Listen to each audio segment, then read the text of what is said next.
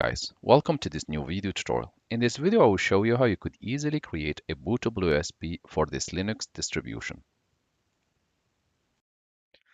Hi guys, welcome to this new video tutorial. In this video, I will show you how you could easily download the latest version of Ubuntu, a Linux distribution. To begin, just open your browser and type Ubuntu and hit enter. You will see ubuntu.com as a first result. Scroll until you see download.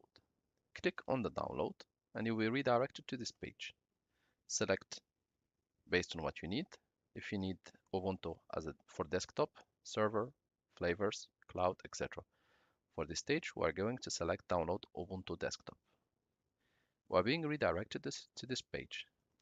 At this stage, just click download, Intel or AMD 64-bit architecture. Just click download. You can enter your email if you wish or not, or you need just to wait and the download will begin. Once the download is completed, open your download folder and look for Ubuntu, and you should have it as an ISO distribution. And it's ready to be used for all your needs. To begin, we are going to download Rufus software. So in the browser, type Rufus and hit enter. At this stage, click directly on Off Downloads under the Rufus website. Wait few seconds and it will be redirected to this page. Here, there will be several options. However, we are going to select the one compatible with Windows, the one which we can run on Windows. It ends with this extension exe. For Linux or for Mac, you will have different options. So we're just going to select the first one. If you are not able to reach here, just go back to the website, type on the title or the name of the website, scroll down, and here you will be able to download. So we are going to download the standard version. You can also get the portable version. It goes back to the same.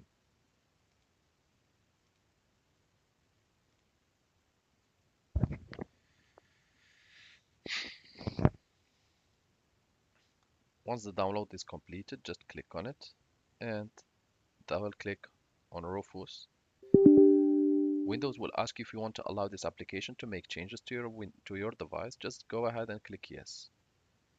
The software will take a few seconds and then it should appear on the desktop. We're just waiting.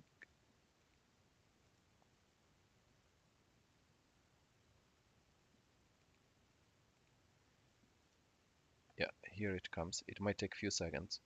And here we have Rufus ready to be used.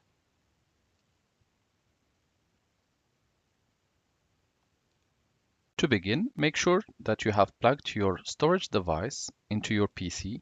If it's an SD card or a USB flash drive, is the same. Second, make sure it's empty. It doesn't contain any folders as they will be deleted during the process. Next step, go to the folder where you have downloaded Rufus and click on Rufus to open. Windows will ask you if you want to allow this app to make changes to your device. You can go ahead and click yes.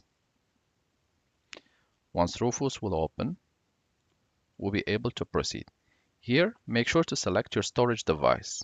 You can see by letter or even by name or even by size. In my case, I have a storage device of 16 GB.